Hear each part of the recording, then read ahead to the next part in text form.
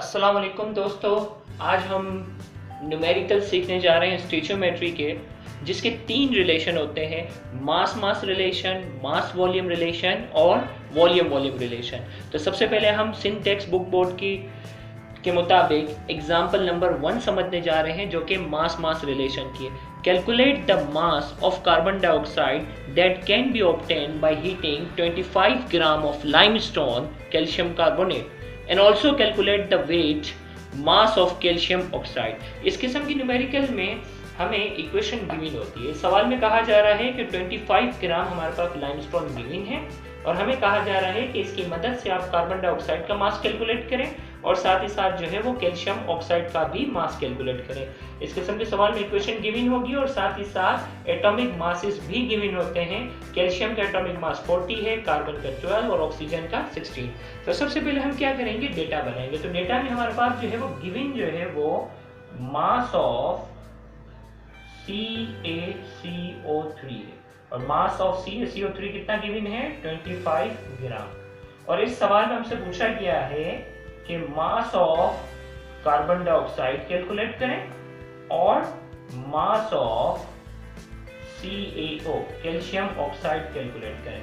अब देखो, हमने यहाँ इक्वेशन लिखी है कि कैल्शियम कार्बोनेट की जो इक्वेशन यहाँ है, जो कि कैल्शियम ऑक्साइड और कार्बन डाइऑक्साइड प्रोड्यूस कर रहा है, तो इसमें 40 ग्राम कैल्शियम का एटॉमिक मास 40 होता है, कार्बन का 12 और ऑक्सीजन का 16।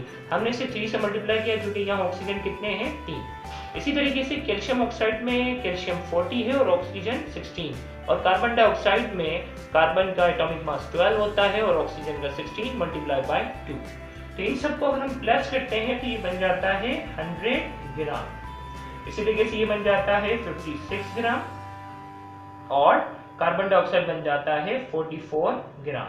अब सबसे पहले कार्बन डाइऑक्साइड मालूम करने को कहा गया है, तो इस इक्वेशन में हमने कैल्शियम कार्बोनेट और कार्बन डाइऑक्साइड को लिखा और इस इक्वेशन से हमें यह पता चलता है कि अगर कैल्शियम कार्बोनेट 100 ग्राम गिवन होता तो कार्बन डाइऑक्साइड 44 ग्राम प्रोड्यूस होती। लेकिन सवाल में हमारे पास जो है वो कैल्शियम कार्बोनेट 100 ग्राम नहीं है, 25 ग्राम है।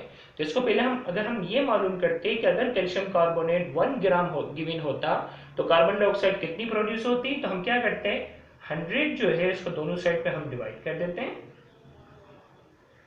तो 44 डिवाइडेड बाय 100 ग्राम, तो ये बन गया 1 ग्राम। अगर कैल्शियम कार्बोनेट 1 ग्राम गिवन होता तो कार्बन डाइऑक्साइड 44/100 ग्राम प्रोड्यूस होती।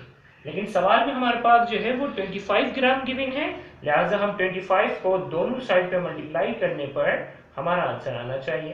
तो 44 मल्टीप्लाई बाय 25/100, तो ये बन जाता है 25 ग्राम। अगर कैल्शियम कार्बोनेट 25 ग्राम होता तो कार्बन डाइऑक्साइड, इनको सॉल्व करने पर हमारे पास आंसर आता है 11 ग्राम। तो कार्बन डाइऑक्साइड जो है वो 11 ग्राम प्रोड्यूस होती। इसी तरीके से इस इक्वेशन के दूसरे पार्ट में हम आते हैं, जिसमें CaCO3 जो है उसकी मदद से हमें CaO कैलकुलेट करना होगा। अगर ये 100 ग्राम होता तो ये हमारे पास 56 ग्राम प्रोड्यूस होता, लेकिन हमारे पास ये 100 नहीं है, तो पहले हम 1 का मालूम करेंगे। तो 100 को हमने दोनों साइड पे डिवाइड किया, ये हो गया 56 डिवाइडेड बाय 100, ये हो जाता है 1 ग्राम। अगर 1 ग्राम कैल्शियम कार्बोनेट होता तो 56/100 ग्राम कैल्शियम ऑक्साइड प्रोड्यूस होता, लेकिन सवाल में 25 है, लिहाजा 1 को हम क्या करेंगे, 25 से मल्टीप्लाई करेंगे दोनों साइड पर। तो 56 मल्टीप्लाई बाय 25/100, तो सवाल के मुताबिक अगर ये 25 ग्राम गिवन होता तो इसको सॉल्व करने पर हमारे पास आंसर आ जाएगा 14 ग्राम। तो इस सवाल से हमारे पास आंसर आ गया कि 25 ग्राम calcium carbonate 11 gram carbon dioxide produce करेगा और 25 ग्राम कैल्शियम कार्बोनेट 14 ग्राम कैल्शियम ऑक्साइड प्रोड्यूस करेगा। और फाइनल में आंसर की हेडिंग लगाकर आप दोनों को सेंटेंस की शक्ल में लिख दें। ये हमारा न्यूमेरिकल सॉल्व हो गया। Thank you very much.